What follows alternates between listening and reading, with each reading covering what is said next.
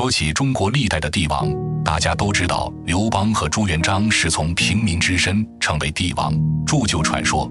但还有人，他从一个放羊娃复国成功成为天子，他的经历比刘邦、朱元璋还要传奇。我们今天就来讲下四史孤儿少康的复国传奇故事。欢迎来到万年通鉴。少康自从知道自己身世以后，虽然仅仅只是村子里的一个放羊娃，但是复国成为天子的信念就像种子一样种在了心里。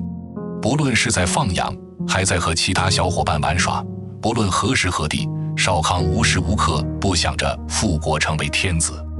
后来少康在舅舅的帮助下担任幕政，成为官员以后，每日潜心学习研究皇帝唐尧、虞舜、大禹等帝王的典籍。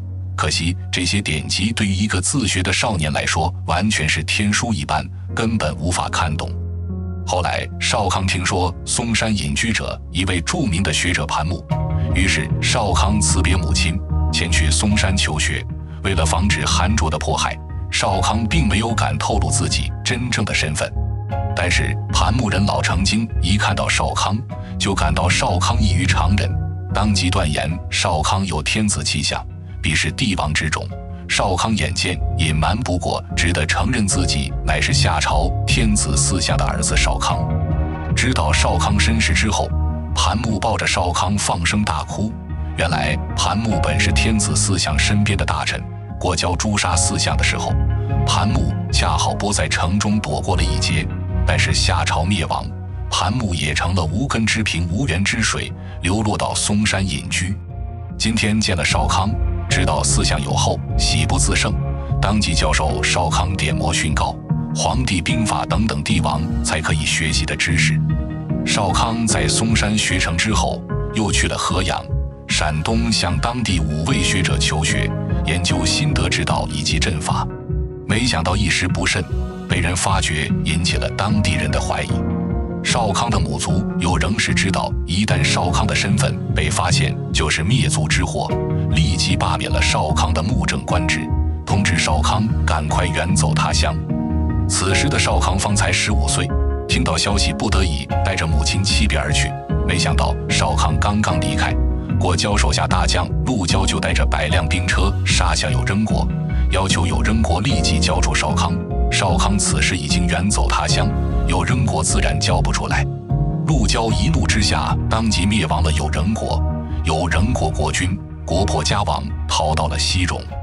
少康母子一路逃亡，可是天下之大，无一处不是有主之地，各地诸侯惧怕韩卓，无人敢收留少康母子，更有甚者为了邀功请赏，主动派兵追杀。正是被逼无路可走之时，少康不得已折草而视之，卦象显示方位在西北。少康当即看向西北方，只见头顶之上有一道黄色云气，正在向西北而行。突然河里一条大鱼飞跃而起，进入云层，化为蛟龙。少康正在踌躇间，忽然一阵大风从东南方吹来，吹得少康母子不能站立，只好慌忙登上一艘小船。过河之后，少康苦苦思索方才卦象的意思，心想鱼化龙之象，莫非天要助我？鱼莫非是鱼的意思？难道是上天指点，要我去虞国？想到虞国，少康不免心中踌躇。自己祖先大禹的天子之位，就是从虞国天子虞舜和其子商均手中抢来了。大禹以及继任的太康连续2任夏朝天子，不断削弱虞国的人口和土地，时时刻刻防范着虞国，可以说两国之间有着深仇大恨。自己去了虞国，如果虞国把自己和母亲直接抓起来交给韩卓，自己岂不是自投罗网，成为天下笑话？少康左思右想，不敢决断，最后无可奈何，只好横下心来，按照天下的指示，带着母亲径直朝虞国而去。虞国国君姚思是舜帝的孙子，商均的儿子，为人贤德而有睿智、善能之人。看到少康以后，一眼便看出少康乃是天子之种，不仅没有将少康抓捕，反而任命少康为虞国袍正，想法设法替少康遮掩。少康和母亲一住5年，这年已经年满20岁。虞国国君将自己的2个女儿大尧和小尧一起嫁给少康，并且给少康分封了领地，领地名伦，在今天山西省临汾市和运城市附近。大尧和小尧分别给少康生了一个儿子，但是都夭折了。后来大尧又生了一个儿子，名叫季主。少康的封地很小，拥有耕地不过10里，士兵不过500人，但是少康勤俭节约，因时尽地，不断兴修水利，确保旱涝不侵。少康自己带头攻都农桑，确保谷粟不帛有余，蓄植山林卑泽，财木不能用尽。因此封地之内家家户户不缺吃不缺穿。少康平时爱亲敬长，养老慈幼，封地的人民都感到非常的幸福。农契之余，少康也不忘军事训练，教授人民阵法和射箭。封地的男子人人可战，四邻的诸侯无不羡慕。时间一天天过去，韩卓作为天子久安长乐，也不再派人追杀少康。但是少康虽然只有这10里之地，却日日夜夜不忘复仇复国，四处寻访贤士高人。听说虞山有个大才名叫重开，是帝喾之后代国贵族，因为代国被韩卓所灭而避居于山野。少康先后5次前去寻访，最后终于找到了重开。万万没有想到，重开却说：“你打算复仇复国，登上天子之位，来问我一个山里的野人又有何用？”少康当即大惊，连忙行礼说道：“请先生教我些知识，以免往生于世，如此而已。”重开却说：“你不要骗我，若是只想学些知识，何须前来找我？”少康眼见如此，当场跪下，掩面而泣，说道：“我自然是想复仇复国，只是不敢给您说罢了。现在您既然知道了，何忍不教于我？”终究少康和重开都有灭国之恨，何况重开从贵族流落至山野之间，岂能甘心？于是重开收少康为弟子，潜心教导少康政治军事之道。一晃9年过去了，少康已经29岁，少康的儿子季主也已经8岁了。一天，少康又听说有一对夫妻隐士，丈夫叫做戴宁，妻子名叫女爱，都是少康的祖父天子仲康的旧臣。因为夏朝灭亡，因此隐居在山野之间。得知少康寻访贤士相助，因此前来投效。戴宁深明事物之要，能定大策，断大义，入幽细，成秘计。少康对待戴宁亦师亦友，遵心力行。女爱虽然相貌丑陋，但是力举百钧，口能辩智，思维敏捷，能猜中他人心思。一天，少康和众人商议说道：“后羿武功天下无敌，而被庞蒙所杀；庞蒙又天下无敌，却被韩卓所杀。天下万事万物之灭亡，无不是灭亡于其内，内部乱起来，则无药可救。我们今天需要派遣2名间谍，一人去见过交，一人去见歌邑，让他们兄弟之间争夺天子之位，内部乱起来，我们方好图谋复国大业。”戴宁和女爱当即请命去见过交。这时，少康的儿子季主请命去见歌邑。少康担心季主年又不能成功，重开却说：“我知道季主的能力，季主重于色，易于气，会于面，明于智，结于口，运于意，必定能够成功。”少康大喜，依计而行。重开对戴宁说：“先王4相的旧臣四弥忠勇可任，你去了青州，先去找四弥商议，然后再做行动。”又对季主说：“你去了歌国，只教歌邑想法设法在韩卓面前得宠，得宠之后，再教歌邑向韩卓诉说过交有杀歌邑之心，然后等待戴宁和女爱的行动。”这一年，少康已经33岁，甲戌3月，3人离开虞国乔庄，打扮上路而去。戴宁和女爱一路扮作南方的卖席小贩。季主独行，见长者则拜而问路，饥则弃而求饭于路人。人见季主年幼，身体柔弱，言语伶俐，大都急于饮食，因此一路顺利。戴宁女爱到达青州以后，打听到四弥在有历史之国为官，冒称自己是四弥的远方亲戚，求见四弥。见到四弥以后，便问：“大人可曾忘了夏朝天子？”四弥当即哭着说：“我等无能为力罢了，岂能忘了灭国之恨？只是先王思想已死，夏朝已经亡国30多年了，就算有复国之心，又能如何？”戴宁笑着说道：“若是先王有后，大人可愿出力复国？”四弥说：“韩卓篡位之后，安乐已久，2个儿子穷凶极恶，百姓苦不堪言。只是外无雇主可凝聚人心，内无间谍可以打探情报，所以大家不敢轻举妄动。”戴宁靠近一步，小声说道：“若是外有雇主，内有间谍，大人打算怎么做？”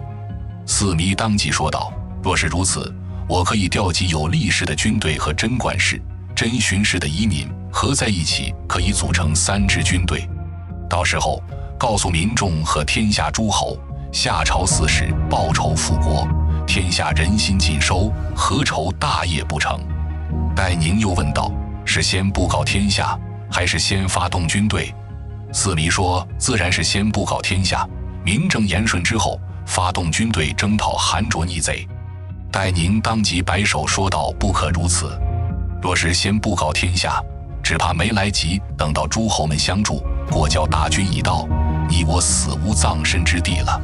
过交的武功当今天下无敌，没人能挡得住过交大军。”四弥当即一脸愕然说道：“先生大才，莫不是那个诸侯的谋士？”戴宁这才说了少康的复国大业，又喊自己的妻子女爱拜见四弥。四弥见到复国有望，喜不自胜。3人一起歃血同盟，若不能复国成功，宁可粉身碎骨。盟誓已毕，四弥向戴宁请教。戴宁说道：“大人不要大张旗鼓，私下里假借有立国的名义，悄悄收拢贞观氏、真巡氏的移民，组织军队，以打猎的形式不断练兵，其余之事等我消息便好。”商议妥当之后，戴宁女爱便带着随从径直前往过国。过国是过交12岁时得到的封地，此时的过交已经33岁，武功天下无敌，为人性情暴躁。属下随从但有一丝一毫惹得过交不快，当即把人用手提起往地上一窜，摔成肉泥。天下诸侯和百姓但有惹怒过交的，即使千里万里，过交也要追到天涯海角，把人碎尸万段方才罢休。有2条天上行云布雨的龙在野外休息，因为没有给过交行礼，就被过交残忍杀害。又有天上的雷神降下雷霆，影响了过交休息，也被过交一箭射死。过交身边的左右随从每日过得朝不保夕，战战兢兢，惴惴不安。却说记住告别戴宁女爱之后，一路只说自己走失，要去歌国寻找自己的母亲。路人都可怜记住，一路帮扶到达了歌国。入城之后，假装自己走失找不到父母，每日在城中闹市里哭泣，不时便有人家愿意收养记住。记住每到一家便细心观察，看这家与歌邑可有关系，没有关系的便托辞离去，一连被10多家人收养。最后记住被歌邑的岳父门婢所收养。记住到门婢家后，对待门婢百般孝顺。门婢的其他子女眼看记住如此乖巧听话，也都喜欢记住，竟把记住当作门婢的亲生儿子一般看待。歌邑的妻子回娘家探亲，众人欢喜自然把记住引荐给歌邑之妻。歌邑之妻也喜欢记住，聪明伶俐，自然也就便引荐给歌邑。歌邑见记住是自己岳父的养子，颇为信任。又见记住喜欢读书，明白事理，就让记住陪在自己身边。一天，记住乘着歌邑开心之时，突然问道：“做天子快乐，还是做诸侯快乐？”歌邑笑着说：“你个小孩子没见识，做天子自然要比做诸侯快乐呀。”记住当即便接话说：“主公何不去做天子？”歌邑脸上的笑容瞬间凝固。记住接着说：“现在的天子之位都是父传子，主公的父亲不把天子之位传给主公，还能传给谁？”歌邑听了一言不发，长长叹息一声。此后，记住3番5次挑拨歌邑，并献计说：“若是以武力争强比胜，主公自然不如过交；但是主公若是派人去侍奉天子王后，常常在天子和王后面前给主公美言赞誉，天子和王后自然偏爱主公，主公继承天子之位，岂不唾手可得？有一天，歌邑酒醉在书房休息，左右随从恰好有事无人在身边，祭主便陪在歌邑身边照顾。夜半时分，歌邑醒来，看到祭主忠心耿耿陪着自己，心中大喜。后来又有一次，歌邑出外打猎，突然一只猛虎扑来，左右随从都吓得四散而逃，只有祭主毫不畏死，拼命相救。老虎受到惊吓逃走了，歌邑对祭主感激不尽，又想到自己左右随从见到老虎纷纷逃走，竟然不如祭主一个儿童忠心，当场便要杀了左右随从。祭主极力劝解，方才饶其不死。左右随从人人感激祭主。又有一次，歌邑的嫡长子和歌邑的嫔妃有染，歌邑气急之下打算杀了自己儿子。祭主在歌邑面前长跪不起，百般哀求说：大王他日继承天子之位，大王的嫡长子就是太子，迟早要继承天子之位。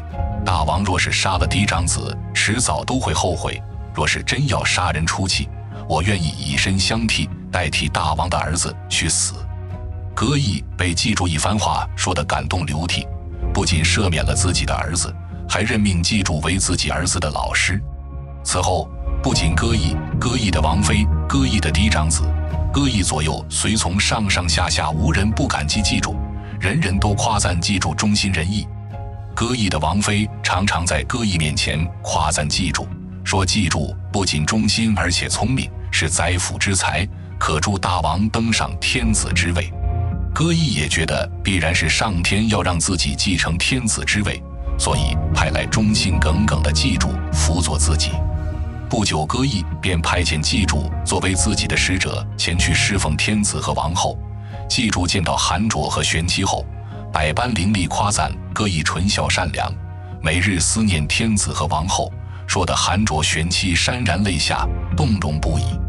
韩卓和玄妻商议说道：莫非天意是要把天子之位传给歌邑？不然歌邑何来如此聪明忠心的童子？上集播完，请点赞保存，收看下集。